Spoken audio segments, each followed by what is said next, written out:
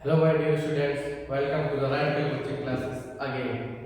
आज का ये वीडियो आप लोगों के लिए बहुत इंपॉर्टेंट होने वाला है। फॉर बेसिकली जो लोग यूपी बोर्ड क्लास 10 के एग्जाम देने वाले हैं, अभी एग्जाम इंग्लिश का एग्जाम जो देने वाले हैं, उन सभी के लिए ये वीडियो बहुत ही ज़्यादा इंपॉर्टेंट होने वाला है। पिछले वाले वीडियो में मैंने आपको सारे एमसीक्यूज कराए थे प्रो से। इंग्लिश क्लास 12 के इंग्लिश लिटरेचर के जितने भी एमसीक्यूज प्रो से आपको मिलेंगे वो सारे मैंने एमसीक्यूज उसमें करा दिए हैं।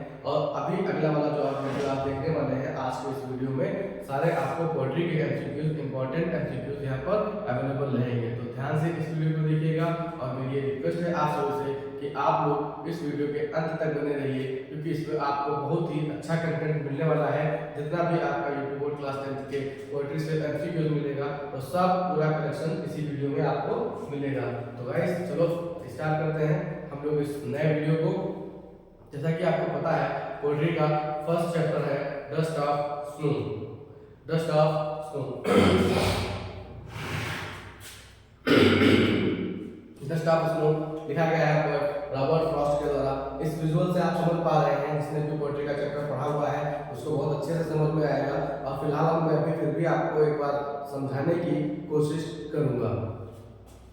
यहाँ पर ऑथर अपने पुराने दिनों को याद करके या किसी खोए हुए ख्यालों में एक पेड़ के नीचे बैठा हुआ है। पेड़ का नाम है हैमलॉक ट्री और उस पेड़ के ऊपर कौवा बैठा होता है, वो बैठा होता है और उस पेड़ के नीचे ऑथर बैठ के अपने नेगेटिविटी की थिंकिंग में खोया हुआ है। लेकिन होता क्या है, हैमलॉक ट्री पर थोड़ी देर बाद एक कौवा आता है और चूंकि ये फॉरेन की स्टोरी है तो आप इसे अंडरस्टैंड करके रखिए कि वहाँ का वेदर ठंडा होगा और वहाँ पर पेड़ों पर बर्फ जमी हुई होगी। तो सबसे पहले हम डस्ट ऑफ स्नो के बारे में जान लेते हैं। डस्ट ऑफ स्नो का मतलब क्या है? डस्ट का मतलब धूल और स्नो का मतलब बर्फ। तो डस्ट ऑफ स्नो जो है इसका मीनिंग है बर्फ की धूल। The first question is the poem Dust of Snow is written by। तो आपको अगर किसी को इंग्लिश वाला समझने में दिक्कत आ रही है तो उसके लिए हमने हिंदी वाला ट्रांसलेशन भी यहाँ पे लगा रखा है। लेकिन आपको हिंदी ट्रांसलेशन तब देखना है जब आपको इंग्लिश में आंसर ढूंढने में प्रॉब्लम आएगी। तो सबसे पहले आप इंग्लिश का पूरा क्वेश्चन पढ़िए और आप भी यही कोशिश कीजिए कि आपको इसी क्वेश्चन को पढ़ के इंग्लिश में ही आंसर वहां से मिल जाए। अगर नहीं मिलता है उस केस में आप हेल्प ले सकते हैं हिंदी की, जिससे आपको यहाँ पर क्वेश्चन पूरा डिस्क्राइब हो जाएगा और आप उसका आंसर ढूंढ सकते हैं। तो poem dust of snow is written by, जैसा कि आपके कवर में लगा हुआ था, फर्स्ट क्वेश्चन का आंसर हो जाएगा रॉबर्ट फ्रॉस्ट। रॉबर्ट फ्रॉस्ट के द्वारा यह पोएम लिखी गई है। And the second question is the dust of snow falls on the part of the, किस पेड़ से कहां से गिरती है डस्ट ऑफ स्नो? कहां से बर्फ की धूल कहां से गिरती है? तो कहां से गिरती है? कोकोनट ट्री से, शेड ऑफ द हाउस से, या हेमलॉक ट्री से, या स्काई से? तो वो हेमलॉक ट्री से गिरती है। सभी को पता है answer, very good. Then question number 3, the hemlock tree and the crow symbolise the. Symbolise से मतलब समझिए हेमलॉक ट्री और क्रो, ये दोनों लोगों को सिंबलाइज किया गया है कि बताना है आपको कि ये किस चीज के प्रतीक हैं। वो इसमें जो हेमलॉक ट्री और जो क्रो है ये दोनों नेगेटिविटी के हैं। Bad weather is wrong answer, आप उसको नहीं मानेंगे। इसमें इसका जो नेगेटिविटी के दोनों सिंबलाइज कर रहे हैं, नेगेटिविटी को करेंगे आंसर सी। प्लीज नोट करिएगा, इसका आंसर सी है, नेगेटिविटी। हेमलॉक ट्री और क्रो दोनों ही नेगेटिविटी को इंडिकेट कर रहे हैं। And question number next, some dust fall on the poet because of the, some dust falls on the poet, poet के ऊपर कुछ धूल गिरती है, इसका कारण क्या था? बैड वेदर, मौसम खराब था, स्नोफॉल, बर्फ गिर रही थी, या क्रो कौवे के कारण, या रफ वाइंड या तेज हवा के कारण। आपको बताया था हमने कि जो ये हेमलॉक ट्री से जो बर्फ की धूल गिरती है, ये धूल गिरने का कारण था हेमलॉक ट्री के ऊपर आके ये कौवा बैठता है। तो आंसर होगा crow, answer crow, answer number C सही होगा। The right answer is crow. And next, hemlock is a poisonous tree cottage named of a bird snowfall। Hemlock क्या है? हेमलॉक मैंने आपको बताया, हेमलॉक इस जो चैप्टर में दिया हुआ है ये एक पॉइजनस ट्री है। पॉइजनस ट्री मतलब जहरीला पेड़। The poet is in a, poet is in a, poet के दिमाग में क्या चल रहा है, उसका माइंड कैसा है? Poet is in a cheerful mood, pleasant mood, gloomy mood, merry mood. Poet का मूड कैसा है? तो पोएट का मूड कैसा है? क्या वो चीयरफुल मूड में है? वो खुशी के मूड में है? नहीं, वो ग्लूमी मूड में है, वो उदास मूड, उसकी उदास स्थिति है, वो उदास मनोदशा में है। Next question is has lifted the mood off the poet, किसने कवि का मूड अच्छा कर दिया या किसने कवि के मूड को चेंज कर दिया। कवि के मूड को किसने चेंज किया? View of the hemlock tree, hemlock tree को देखने का तरीका, द फॉलिंग स्नो, गिरती हुई बर्फ, the environment, the sound bite road. वहां पर किस चीज ने उसके दिमाग को, पोएट के दिमाग को सही कर दिया था? तो द फॉलिंग स्नो, उसके ऊपर जो बर्फ गिरती है उसने कवि के मूड को चेंज कर दिया है। Here the rest of the day of the poet was saved by, और पोएट ने इस प्रकार से अपने बचे हुए दिन को कैसे बचाया, बाकी बचे हुए दिन को कैसे बचाया, बाकी बचे हुए दिन को उसने प्रो और हेमलॉक ट्री की कारण बचाया, क्योंकि हेमलॉक ट्री पे आके वो बढ़ता है और उससे बर्फ की धूल गिरती है, जिससे कि पोएट का दिमाग डाइवर्ट हो जाता है और वो नेगेटिविटी से पॉजिटिविटी की तरफ बढ़ने लग जाता है। The next question is from fire and ice. ये नेक्स्ट चैप्टर है आपका, इसको भी लिखा है रॉबर्ट फ्रॉस्ट ने। प्लीज नोट इट कि first chapter dust of snow Robert Frost ने लिखा है, and next chapter fire and ice also is written composed by Robert Frost. So इसका first question, the world may end either in the fire or, दुनिया नष्ट कैसे हो सकती है? या तो आग से, या तो बर्फ से, या बारिश से, या तूफान से, या अर्थक्वेक, भूकंप। ये कैसे दुनिया नष्ट हो सकती है? दुनिया नष्ट हो सकती है या तो फायर से या तो आइस से। The next question is the poet favours, poet किसका पक्षधर है? पोएट किसका फेवर करता है? तो पोएट किसका फेवर करेगा? नथिंग, किसी का नहीं, या आइस का, या फायर का, या स्टॉर्म का। नोट करिएगा, यहाँ पर पोएट फेवर करता है फायर का, पोएट फेवर करेगा फायर का। And the next question is better option if the world had to perish. Perish का हिंदी मीनिंग नष्ट होना। पोएट कहता है कि अगर दुनिया को नष्ट नहीं होना है तो उसके लिए बेटर ऑप्शन कौन सा है? पोएट कहता है अगर दुनिया को नष्ट होना है तो उसके लिए बेटर ऑप्शन आइस है। Yes, very good, right answer. And the next question is the better option to destroy the world. दुनिया का नष्ट होने के लिए बेस्ट ऑप्शन क्या है? Rain, storm, fire, ice. तो दुनिया के नष्ट होने के लिए बेस्ट ऑप्शन आइस है। फिर next question, the poet brings about the contrast between the ice and dash dash dash through this poem. इस कविता के माध्यम से पोएट किसके बीच में विरोधाभास उत्पन्न करता है? तो इस कविता के माध्यम से पोएट आइस और फायर के बीच में विरोधाभास उत्पन्न करता है। यहाँ पर वो स्लो हेडेड हल्की सी निराशा को दिखाता है। The destruction procedure is flow through. Destruction और पेरिस एक दोनों के सिनोनिम्स हैं, इस बात को ध्यान रखेंगे। डिस्ट्रक्शन और पेरिस दोनों एक दूसरे के सिनोनिम्स हैं, और डिस्ट्रक्शन जो है वो डिस्ट्रॉय से मिलकर बना हुआ है। तो यहाँ पर कह रहा है कि विनाश का प्रक्रिया जो है वो धीमे धीमे किसके कारण होगी? विनाश की प्रक्रिया धीमे धीमे किसके कारण होगी? क्या आग से विनाश की प्रक्रिया धीमे धीमे होगी, या स्टॉर्म से, या आइस से, या रेन से? अगर आपके ये चैप्टर नहीं भी पढ़ा होता तो भी आप इसका आंसर इजीली दे पाते कि अगर दुनिया को धीरे धीरे नष्ट होना है तो उसके लिए केवल और केवल एक ऑप्शन हो सकता है आइस। आग लगेगी तो आज से दुनिया तुरंत नष्ट हो जाएगी, तूफान का तो कहना ही क्या है, और बारिश होगी तो बारिश की वजह से भी दुनिया एकदम से नष्ट हो जाएगी। आइस बर्फ जो है धीरे धीरे पिघलेगी। इसको उसने बेसिकली इसमें क्या किया है? आइस को कंसीडर किया है दुनिया को नष्ट करने के एक कारण से। The next question is meaning of perish is. आपको अभी भी मैंने बताया था कि पेरिश मीन्स होता है नष्ट करना, नष्ट होना। तो इसके लिए मीनिंग क्या हो जाएगा? पेरिश का मीनिंग क्या होगा? लव, बुल, डिस्ट्रक्शन या हेट। तो पेरिश का मीनिंग हो जाएगा डिस्ट्रक्शन यानी विनाश। नेक्स्ट क्वेश्चन आता है आपका क्लास 10 के a tiger in the zoo के चैप्टर से। आप इसको देख पा रहे हैं, टाइगर एक है वो लोहे की सेल में, कंक्रीट सेल में बंद है, और ये टाइगर खुद को यहाँ पर निराश महसूस कर रहा है। ऑथर ने यहाँ पर एक कंक्रीट सेल में बंद एक टाइगर की व्यवस्था को बताया है कि टाइगर कैसे एक कंक्रीट सेल में बैठ रहकर वो अपने आप को कैद महसूस कर रहा है। The question is the tiger has vivid means bright colour. कह रहा है कि टाइगर के पास ब्राइट कलर की विविड स्ट्रैप्स, विविड क्या है? विविड क्या है? मतलब चमकीली क्या है? Skin, eyes, stripe, hairs. तो टाइगर की बॉडी पे उसके ऊपर जो विविड होगी वो स्ट्रैप्स होगी, पट्टियां होगी। मैं इसको ड्राइव डिस्क्राइब कर रहा हूँ कि टाइगर की पीठ पर जो चमकीली पट्टियां होती हैं उसको बोला गया है vivid stripes. And the next question is the tiger was moving in the tiger क्योंकि जू में है तो वो फॉरेस्ट में तो नहीं हो सकता है, बुशेस में भी नहीं हो सकता है, केज और लोकेलिटी दो बचेंगे।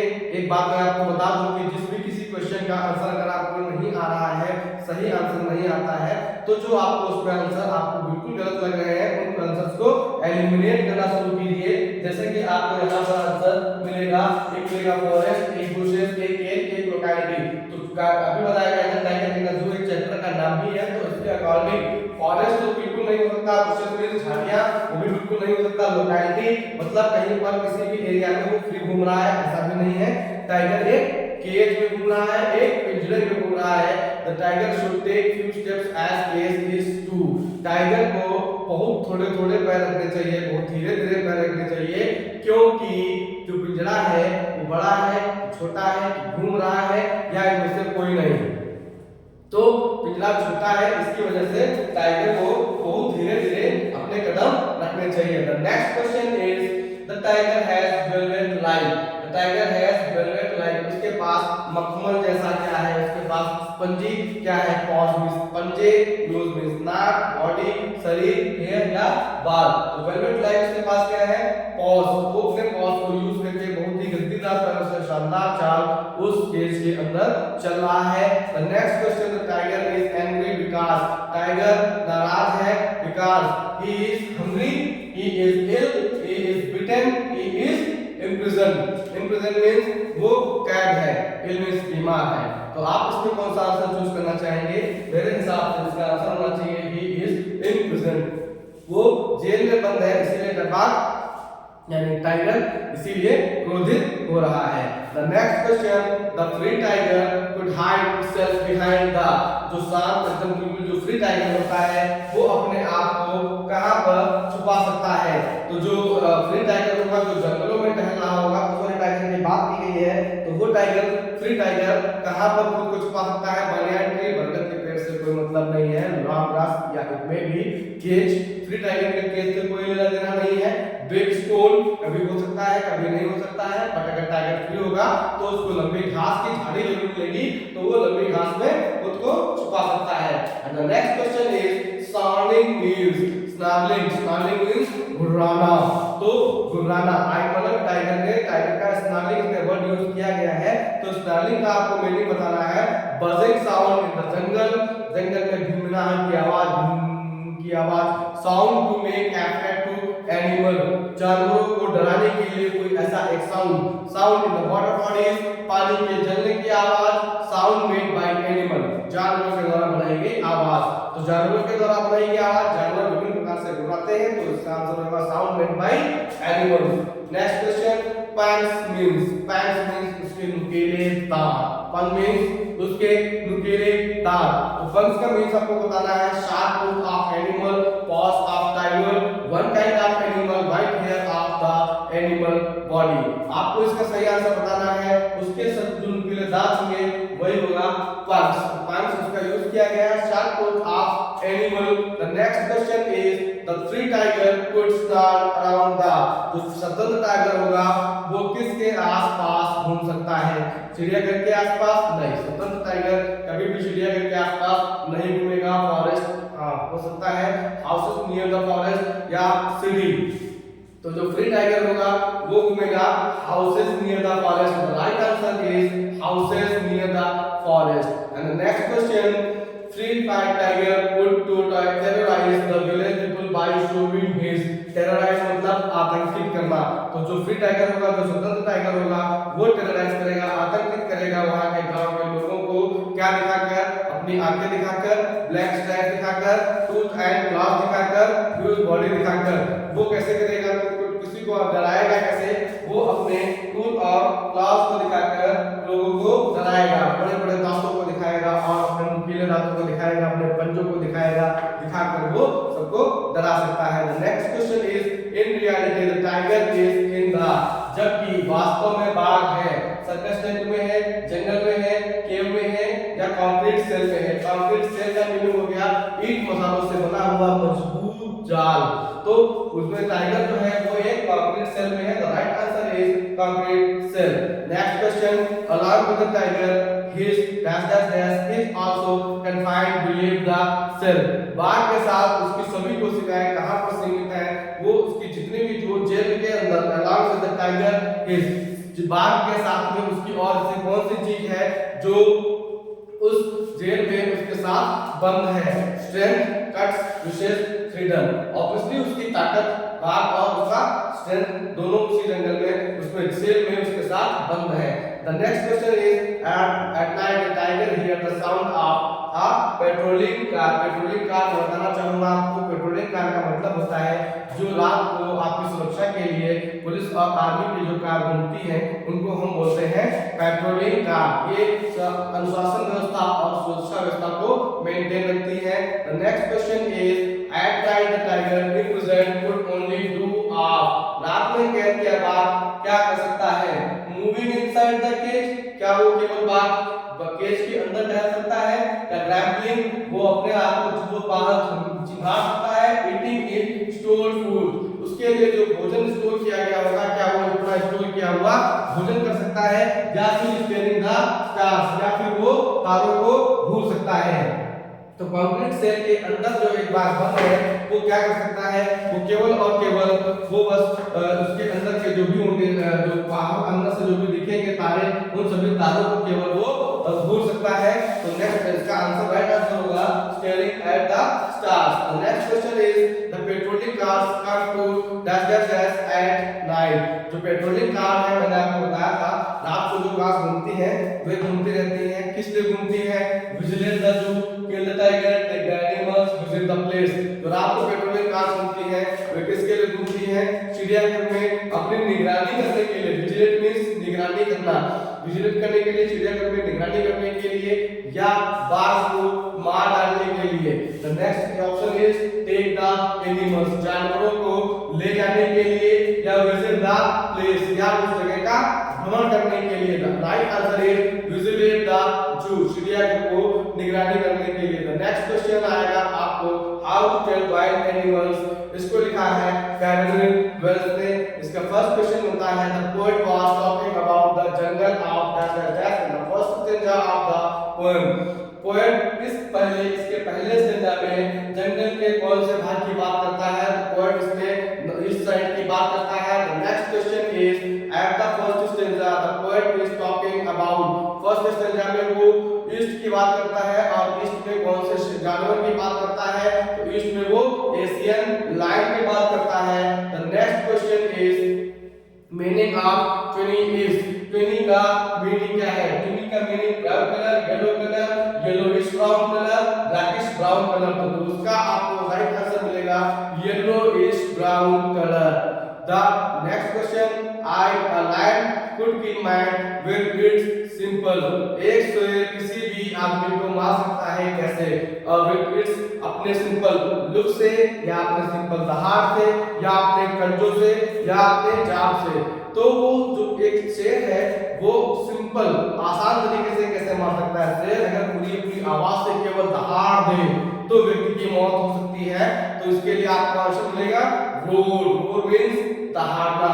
The next question, a noble white beast with black stripes on a yellow ground means, पीली जमीन पर काले धारियों वाला एक महान जंगली जानवर। ये पूरी लाइन आपको एक पोएम में मिलती, इस पोएम में मिलती है और इस वाली लाइन का पूरा आपको मीनिंग पूछा गया है कि इस मीनिंग का क्या मतलब है? जमीन पीली है, उसके ऊपर काली धारी है। सिंपल सी बात है कि ये एक यहाँ पर टाइगर की बात हो रही है, बंगाल टाइगर की बात होगी, टाइगर की बात होगी, लायन की बात नहीं होगी, बिकॉज़ लायन के ऊपर कोई भी स्ट्राइप्स नहीं होती हैं। लायन का जो स्किन होता है वो एकदम प्लेन होता है, जबकि एक टाइगर के ऊपर उसकी पीली बॉडी के ऊपर ब्लैक कलर की स्ट्राइप्स पड़ी होती हैं। इसलिए बोलेंगे कि जमीन पीली जमीन के ऊपर ब्लैक स्ट्राइप्स पड़ी हुई है। तो राइट आंसर पे टाइगर जो कि बंगाल में पाया जाएगा, बंगाल टाइगर भी इसको बोल सकते हैं। Next question, while strolling you could see an animal named, कह रहा है कि जब आप टहलेंगे तो टहलते समय आपको वहां पर दिखाई दे जाएगा जिसका नाम है Bengal tiger, leopard, deer, lion. The next right answer is leopard, leopard तेंदुआ, शेर, तेंदुआ, चीता, बाघ, ये सब उसी फैमिली से आते हैं। तो आपको छोटे छोटे माइनर से डिफरेंसेस ध्यान ध्यान में रखना पड़ेगा। जब आप टहलेंगे तो टहलने के दौरान आपको एक लियोपार्ड मिलेगा। The leopard can very high. आपको ये बात पता होनी चाहिए कि एक तेंदुआ जो होता है उसकी जंप बहुत ही ऊंची होती है। तो leopard can jump very high, answer हो जाएगा jump very high. The next question, Who would do you while walking in the yard? जब आप यार्ड में घूम रहे होंगे तो कौन कूक की आवाज निकालेगा, कौन कूक करेगा? तो कूक भैया आपको भी पता है तेंदुआ कूक तो नहीं करेगा, हिरन तो कुछ बोलेगा ही नहीं, हमारे साथ के भाग जाएगा, जिराफ को कोई मतलब नहीं है, करेगा कौन? बियर। बियर मींस भालू। The next question, which animal comes with many smile? कौन सा जानवर आपसे अपनी स्माइल के साथ में स्वागत करेगा? Bear, hyena, deer, crocodile. तो आपको सही आंसर इसका मिलेगा हाइना यानी लकड़बग्घा। The next question, animal always cry are? जानवर हमेशा ऐसा कौन सा है जो जानवर हमेशा रोता रहता है? मगरमच्छ के आंसू। तो राइट आंसर आपको यहीं से मिल जाएगा तुरंत, crocodiles. Next question, which animal looks like a lizard? मैं आपको बता दूं लिजार्ड का हिंदी मीनिंग होता है छिपकली। तो छिपकली के जैसा कौन दिखता है? क्रोकोडाइल, क्रोकोडाइल, मगरमच्छ, हाइना, लकड़बग्घा, सेमलेन, गिरगिट या जिराफ, जिराफ। तो गिरगिट एक छिपकली के जैसा दिखता है जो कि रंग बदलता है और गिरगिट के कान नहीं होते हैं, केवल उसके कानों की जगह पर छिद्र पाया जाता है। नेक्स्ट क्वेश्चन, कैमलिन इसका हो जाएगा, इसका हो जाएगा right answer chameleon. Next, chameleon does not have, देखो क्वेश्चन भी आ गया है, chameleon does not have ears, nose, eyes, tail. क्या एक गिरगिट के पूंछ नहीं होती है, या उसके कान नहीं होते हैं, या नाक नहीं होती है, या आंख नहीं होती है? बहुत ही आसान जवाब इसका कि उसके कान नहीं होते हैं। Right answer is a ears. Next, changing its color is the special characteristics of, अपना रंग बदलना स्पेशल कैरेक्टरिस्टिक्स फिर से आ जाएगा कैमलिन। आपको सबको पता है गिरगिट केवल गिरगिट ऐसा एक जानवर है जिसके अंदर रंग बदलने की प्रतिभा पाई जाती है। नेक्स्ट क्वेश्चन आपको आएगा द बाउल पोएम से इसका फर्स्ट क्वेश्चन है, the poet is talking about a boy who has lost his. यहाँ पर एक बॉय अपने बॉल खेल रहा है और वो बॉल को खेलते खेलते खो देता है। तो आपको कंटेंट भी यहीं से मिलेगा, उसकी वो इस लड़के को बॉल खेलते हुए लड़के को और उसके बॉल को इमेजिन किया गया है, उसको जोड़ा गया है इस पोएम से। तो यहाँ पर क्वेश्चन का आंसर हो जाएगा lost is ball. The next question is, later the ball went into the, थोड़ी देर बाद बॉल कहाँ चली जाती है? गार्डन में, रिवर में, स्ट्रीट या हाउस। थोड़ी देर बाद बॉल नदी में चली जाती है। Right answer is river. Next question, the boy lost his ball at the, लड़के ने अपनी बॉल खो दी थी at the street. Next question, here the ball symbolizes in the poem, इस पोएम में जो बॉल है ये किस चीज का प्रतीक है, किस चीज से सिंबलाइज किया गया है? Hope, simple toy for play, dreams, memories of childhood. तो यहाँ पर जैसे कि पोएट बताता है कि एक लड़का बॉल खेलता है और बॉल खो जाती है, इसी प्रकार से हमारे बचपन की यादें खो जाती हैं, इसलिए इसको रिलेट करेंगे memories of childhood. The right answer will be C, memories of childhood. Next question, now the boy should understand the responsibility of dash his things. The right question answer will be taking care, ध्यान रखना। अगला question आप chapter आपको मिल जाता है Amanda. Amanda next chapter आपको मिलेगा, इससे पहला क्वेश्चन बनेगा Amanda is a little girl, little boy, puppy, name of a cat. तो अमांडा एक छोटी बच्ची थी, little girl. Next question, Amanda's mother stopped her from biting. Amanda की माँ उसको क्या काटने से मना करती है? The back of the pencil, wrong answer. Other friends, wrong answer. Nail, yes उसके नाखून, यही इसका सही उत्तर होगा नेल। अमांडा की माँ उसको नेल काटने के लिए, मुंह से ना काटने के लिए मना करती है। Next question, meaning of hunch. Hunch का मीनिंग क्या है? हंच का मीनिंग होता है कुबर। हंच का मीनिंग कुबर। तो जब किसी भी व्यक्ति को कुबर मिलता है तो वो व्यक्ति झुककर चलता है, तो आपको हंच से रिलेटेड ले लेना है। सही आंसर मिलेगा बेंड, बेंड में झुकना। Next question, Amanda has a bad habit of bending while sitting. Amanda की क्या आदत थी जब वो बैठती थी तो वो क्या झुका देती थी? वो अपने शोल्डर झुका देती राइट आंसर होगा इसका shoulders. The next question, emerald sea means colour sea. Emerald sea के मीन एमराल्ड सी मतलब एमराल्ड के कलर का नाम बताया गया है। तो यहाँ पर क्या बताया गया है कि इस समुद्र के कलर से मतलब क्या दिया गया है, इस समुद्र के कलर से मतलब लिया गया है इस समुद्र का कलर ग्रीन। तो right answer will be green, blue black green red में से आपका सही आंसर होगा green. Next question, Amanda imagine herself as a dash dash dash of emerald sea. Amanda ने खुद की कल्पना किससे की है, फ्लावर से की है, मरमेड से की है, आइसलैंड से की है, फिश से की है। मैं बता दूं फ्लावर मींस फूल, मरमेड मींस जल परी जो कि एक इमेजिनेशन होती है, आइसलैंड द्वीप, फिश मछली। तो यहाँ पर अमांडा ने खुद की तुलना एक जल परी से की है, mermaid. Right answer will be mermaid. The next question, Amanda's mother instructed her to clean up her room as well। Amanda की मां ने उसको बोला है कि उसको अपने घर को साफ रखना है और उसी के साथ में उसको क्या साफ करना है, अपना shoes, cloth, bed, table. Amanda छोटी बच्ची थी तो उसकी मदद उसको छोटी-छोटी चीजों के लिए बताती है कि आप साफ सफाई में रखा करो, गलत हरकतें मत करो।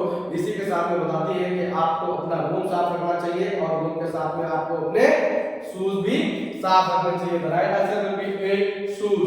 Next, after getting scolded from her mother, Amanda imagined herself as an a।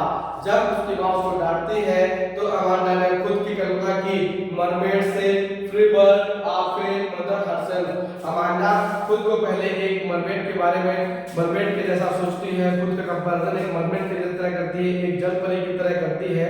लेकिन जब अमांडा की माँ अमांडा को डांटती है तो अमांडा को एक इस तरह का एहसास होता है कि दुनिया में उसके साथ कोई नहीं है और वो अपने आप को अनाथ महसूस करती है। The right answer will be orphan. Orphan का हिंदी मीनिंग अनाथ। Next, Amanda want to play with being an orphan child. Amanda कैसे किससे खेलना चाहती है, एक ऑर्फन चाइल्ड की तरह। अगर वो ऑर्फन चाइल्ड खुद को अज्यूम करती है तो वो किसके साथ खेलना चाहेगी, stone, dust, friends, toys. Obviously dust, dust means धूल। Next, in her imagination silence is in colour. उसकी इमेजिनेशन में शांति का रंग कौन सा होगा, उसकी इमेजिनेशन में शांति का रंग होगा गोल्डन, ब्लैक, ग्रीन, येलो। उसकी इमेजिनेशन में राइट आंसर होगा, उसकी इमेजिनेशन में है एक golden colour silence. Next question, Amanda's mother instructed her not to eat for her age। Amanda के चेहरे पर मुहासे थे तो अमांडा की माँ उसको क्या खाने के लिए मना करती है कि तुम्हारे चेहरे पर मुहासे हैं तो तुमको नहीं खाना चाहिए। तो क्या नहीं खाना चाहिए, ऑयल नहीं, स्वीट्स नहीं, chocolates, yes it may be fast food, it may be, right answer will B chocolate. Amanda की माँ उसको चॉकलेट खाने के लिए उसको मना करती है। Next question, after getting tired from her mother's influence Amanda wanted to B.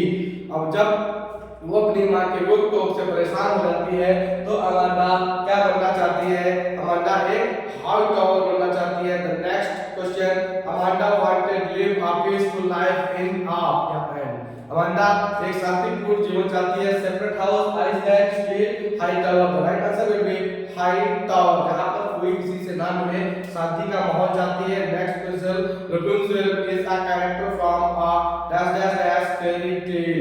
Rapunzel जो है वो कौन सी कहानी का, फेरी टेल का एक कथा पात्र है। Question, German, Irish, England, Indian. English, आपको मिलेगा सही आंसर जर्मन, सही आंसर होगा German. The next question, Amanda wanted like Rapunzel. Amanda Rapunzel की तरह क्या चाहती थी, soft hair, long hair, magic stick, bright face. वो रेपुंजल की तरह एक, वो अमांडा जो है वो रेपुंजल की तरह लंबे बाल चाहती थी, लॉन्ग हेयर चाहती थी। नेक्स्ट आएगा आपका क्वेश्चन, फॉग। फॉग एक बहुत छोटा सा फॉर्म है और यहाँ पर ऑथर ने बताया है कि फॉग जो है जो सर्दी के मौसम में फॉग आता है, फॉग सर्दी के मौसम में आता है यानी विंटर सीजन में आता है। तो विंटर सीजन में जो फॉग आता है, थोड़ा सा मैं आपको उसकी इमेजिनेशन की तरफ लेके चलना चाहूंगा जिससे कि इसके ऑब्जेक्टिव्स आपको एक बार में सारे क्लियर हो जाए। आप सभी को पता है फॉग को हिंदी में कोहरा कहते हैं। तो जब सर्दी का मौसम आता है तो कोहरा कैसे पूरे उस एरिया में छा जाता है, इसको उसने बताने का प्रयास किया है। तो इसके लिए उसने जो अपना जो प्लॉट सेट किया है, ऑथर ने जो अपना प्लॉट सेट किया है वो एक हार्बर पे किया है। हार्बर मतलब समुद्र का किनारा, हार्बर मीन्स समुद्र का किनारा। तो समुद्र के किनारे की इसने पूरी घटना वहां पर अपना प्लॉट सेट किया है फॉग चैप्टर का, और उसके आसपास की जो लोकेलिटी है उस लोकेलिटी में रहने वाले लोगों, वहां के घरों को उसने वहां पर इंट्रोड्यूस करने का ट्राई किया है। तो आपको इस चैप्टर में मिलेगा फर्स्ट क्वेश्चन। मैं थोड़ा सा बताना चाहूंगा, ये देखिए आपको विजुअल्स में मैंने आपको दिखा दिया है। यहाँ पर जो फॉग है, कोहरा है, उस कोहरे को उसने बिल्ली से कंसीडर किया है कि जैसे कि एक बिल्ली बहुत ही धीरे धीरे दबे पांव से, बिल्ली एक बहुत ही धीरे धीरे दबे पांव से आती है और वो अपने शिकार पे झपट जाती है, उसी तरीके से बिल्ली को, एक कोहरे को एक बिल्ली की भांति बनाने का प्रयास किया है और उस हार्बर पे जितने भी घर थे उन सब घरों को वो पूरी तरीके से ढक लेती है। तो नेक्स्ट इसका क्वेश्चन बनेगा फॉग कम्स लाइक अ, आपने विजुअल देखा है, इसे बनाना आसान है। Fog comes like a cat. The next question is the meaning of harbour. Harbour का अर्थ क्या है? मैंने अभी आपको बताया था हार्बर है समुद्र का किनारा, तो उससे आपको आंसर देना है anchor shape port like of animal. Harbour का मीनिंग हो जाएगा port. The right answer will be C port. And the next question, the fog is advancing towards the city very. Fog is advancing towards the city very. Fog कोहरा शहर की तरफ advancing, शहर की तरफ बढ़ रहा है। तो शहर की तरफ कैसे बढ़ेगा? फॉग कैसे बढ़ता है? स्पीडली, पीसफुली, कामली, फास्ट। क्या कोहरा आता है और छा जाता है पूरे शहर पे? नहीं, कोहरा बहुत आराम से धीरे धीरे धीरे धीरे कोहरा बढ़ता है और वो फिर पूरे क्षेत्र में छा जाता है। कभी कभी आप सुबह सो के उठते होंगे, मौसम आपको पूरा साफ दिखता होगा, लेकिन आधे घंटे बाद धीरे से वो कोहरा आपके घर के सामने आके खड़ा हो जाता है और आपको पता नहीं लगता है कि ये कोहरा कब आया है। तो इसीलिए इस कोहरे की तुलना एक बिल्ली से की गई है। जैसे कि बिल्ली हमारे घर में दबे पांव आती है और अपना काम करके चली जाती है। The fog is crossing towards the city very speedily, तेजी से नहीं, पीसफुली शांतिपूर्वक नहीं, कामली बहुत आराम से, फास्ट तेज नहीं। आंसर हो जाएगा कामली। आंसर होगा कामली। आंसर सी सही होगा calmly. The next question, here fog has compared with the cat because of his. यहाँ पर पोएट ने फॉग को कंपेयर किया है एक बिल्ली से। क्यों? बिल्ली से क्यों किया है? तो अभी मैंने आपको बताया था कि वो बहुत ही शांत तरीके से अपना कार्य करती है, इसीलिए बिल्ली से फॉग को कंपेयर किया गया है। तो आप पहले ही देख लीजिए, soft nature, unpredictable manner, silent manner, witty manner. तो वो बहुत ही अनप्रेडिक्टेबल मैनर से, बिल्कुल अप्रत्याशित तरीके से, आपको पता नहीं चलेगा और वो बहुत ही अप्रत्याशित तरीके से पूरे एरिया पे छा जाती है। इसके बारे में पहले कोई जानकारी नहीं है और वो एकदम से आती है शांति से और उस पूरे एरिया में छा जाती है। The next question, we generally find fog at season. हम जनरली फॉग कब पाते हैं? गर्मी के मौसम में, रेलवे, ऑटम, विंटर। हमको विंटर में मिलता है। Answer A will be C. उसका राइट आंसर होगा ए यानी विंटर। द नेक्स्ट चैप्टर आपका है the tale of Custard the dragon. यहाँ से आपको पोएम में एक आपको मिलेगा बेलिंदा, एक कैरेक्टर है और इसके पास अलग अलग प्रकार के जानवर हैं, जिसमें कि इसके पास एक जानवर होता है जिसको बोला गया है इसके पास, बेलिंदा के पास एक ड्रैगन है और उस ड्रैगन को, वो ड्रैगन जो होता है उसके पास बहुत ही क्यूट ड्रैगन होता है और वो ड्रैगन बहुत ही डरा हुआ होता है, डरता है, बहुत ही सॉफ्ट हार्टेड होता है। तो इसीलिए बेलिंदा और उसके जो जानवर थे उन्हीं से रिलेटेड ये आपका चैप्टर है। तो Belinda lived in a little coloured house. Belinda छोटे से कौन से किस कलर के घर में रहती थी? White, brown, red, yellow. तो बेलिंदा रहती थी व्हाइट हाउस में। बेलिंदा व्हाइट कलर के एक छोटे से घर में रहती थी। Belinda had a colour kitten. Belinda के पास जो बिल्ली थी उसका कलर क्या था? बेलिंदा की बिल्ली का कलर क्या था? बेलिंदा की बिल्ली का colour white, brown, black, chocolate. तो बेलिंदा की बिल्ली का कलर ब्लैक था। आप समझिएगा, सारे कलर दिखा दीजिएगा। बेलिंदा जो थी, बेलिंदा के पास व्हाइट कलर का घर था, उसके पास ब्लैक कलर की एक किटन थी, बिल्ली की बच्ची थी। The colour of rat was yellow, grey, red. जो उसके पास रैट था, जो चूहा था, उसका कलर कौन सा था? तो उसके चूहे का कलर ग्रे था। बिल्ली व्हाइट कलर के घर में रहती, बेलिंदा व्हाइट कलर के घर में रहती थी, उसके पास ब्लैक कलर की किटन थी, बिल्ली का बच्चा, उसके पास ग्रे कलर का चूहा था। Next question, the colour of the rat was. चूहे का रंग क्या था? बता चुका हूं, ग्रे। शायद फिर से एक बार ट्राई हो गया है, okay sorry. Belinda also had yellow colour, Belinda के पास और भी येलो कलर का क्या था, तो बेलिंदा के पास येलो कलर का एक डॉग था। और उसके बाद the name of the black kitten was, जो उसके पास काली बिल्ली थी उसका नाम क्या था, तो बेलिंदा के पास जो काली बिल्ली थी उसका नाम क्या था, उसका नाम इंक था। बेलिंदा की बिल्ली का नाम Ink was named as Mustard, और मस्टर्ड किसका नाम था, उसके कुत्ते का नाम था। फिर मैं बता रहा हूँ, बेलिंदा एक व्हाइट कलर के हाउस में रहती थी, उसके पास एक ब्लैक कलर की किटन थी जिसका नाम था इंक, और उसके पास एक डॉग था, उस डॉग का नाम था मस्टर्ड। और डॉग येलो कलर का था। मस्टर्ड से आप याद रखेंगे, मस्टर्ड में होता है सरसों, तो सरसों पीली होती है, तो पीले से आप याद रखेंगे, डॉग जो था वो पीले कलर का था। The dragon was named as Custard as he was silly, brave, quiet, coward. जो ड्रैगन था, ड्रैगन का नाम था कस्टर्ड, उसके पास एक ड्रैगन भी था और उसका नाम रखा गया था कस्टर्ड। उसका नाम कस्टर्ड क्यों रखा गया था, क्योंकि वो एक सिली था या ब्रेव था या फायर था या कावर्ड था। तो जो उसके पास ड्रैगन था वो ड्रैगन बहुत ही कायर था, वो बहुत ही कावर्ड था। The next question, the dragon's feet was like a dragon के पैर कैसे थे, ड्रैगन कावर्ड था, ड्रैगन डरावना, ड्रैगन डरता था, कायर था। लेकिन कायर था तो उससे क्या मतलब है, उसका जो फिजिकल अपीयरेंस जो होगा वो तो जैसा होता है वैसा ही होगा ना। तो ड्रैगन के फीट कैसे होंगे, like knife, sword, fireplace, chimney. Dragon के पैर कैसे थे, तो उसके पैर चाकू की भांति बहुत ही नुकीले थे। Next question, Belinda was as brave as a group of, Belinda बहुत ही बहादुर थी, कैसी, group of lion, tiger, bear, elephant. तो यहाँ पर बहादुर क्या होता है, बहादुर होता है बहुत एक ग्रुप ऑफ बियर हो जाएगा। The next question, was a brave as an angry tiger, ऐसा कौन सा एंग्री टाइगर की भांति कौन बहादुर था, एक मस्टर्ड, बेलिंदा, मस्टर्ड। तो मस्टर्ड जो उसका कुत्ता था वो एक बाघ की भांति बहुत ही ज्यादा बहादुर था।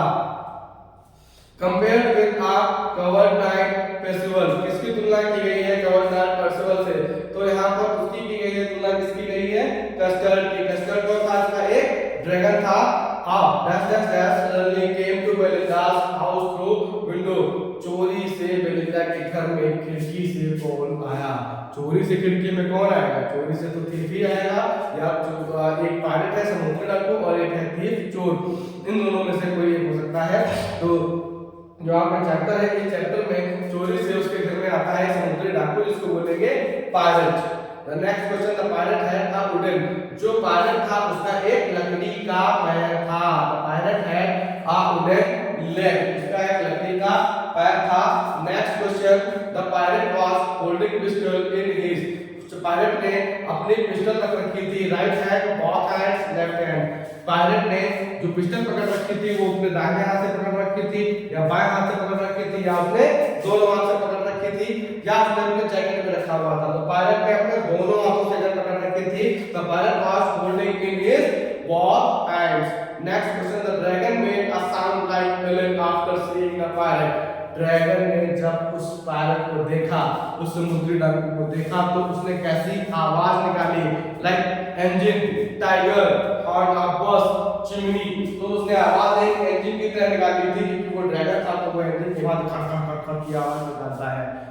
The next question, dragon hit the pilot with his, dragon ने उसको हिट कर दिया, ड्रैगन ने उसको चोट मार दी। ड्रैगन ने उसको हिट कैसे किया, अपने लेग से, फायर माउथ से, टेल से, थॉर्न से। ड्रैगन ने उसको हिट किया, ड्रैगन था तो मुंह से आग भी फेंक सकता है, लेकिन उसने फायर माउथ से नहीं किया था, ना पैर से किया था, और ना ही उसने अपने कोई कांटे मारे थे।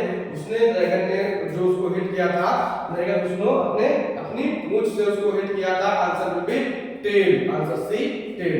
The next question, the pilot attack the dragon by firing bullets, जो पायलट था उसने ड्रैगन के ऊपर अटैक कर दिया।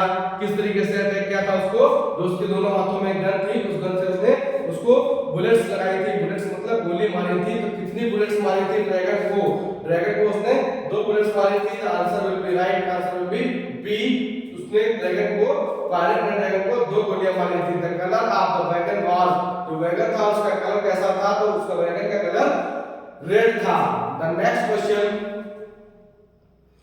Trip of surgery. ये आपको नए ये ट्रिप ऑफ सर्जरी जो है ये आपका आता है सप्लीमेंट्री में, नेक्स्ट चैप्टर में आएगा। तो इसके लिए मैं आपको अगली बार में एक नया वीडियो प्रोवाइड कराऊंगा, जिस वीडियो में आपको पूरा कलेक्शन मिलेगा ट्रिप ऑफ सर्जरी से लेके जो लास्ट चैप्टर होंगे उस लास्ट चैप्टर आपको उस वीडियो में पूरा कलेक्शन मिलेगा। फिलहाल के लिए आज के लिए बस इतना रखते हैं। आपको अगला देखने के लिए नेक्स्ट वीडियो में फिर से मिलना पड़ेगा। Thank you so much for liking our video. अगर आपको ये वीडियो पसंद आया है तो प्लीज हमारे चैनल को लाइक, सब्सक्राइब और शेयर कर दीजिए, जिससे कि आपके और भी दोस्तों को इसकी जानकारी मिल पाए। मिलते हैं फिर नेक्स्ट वीडियो के साथ। Thank you.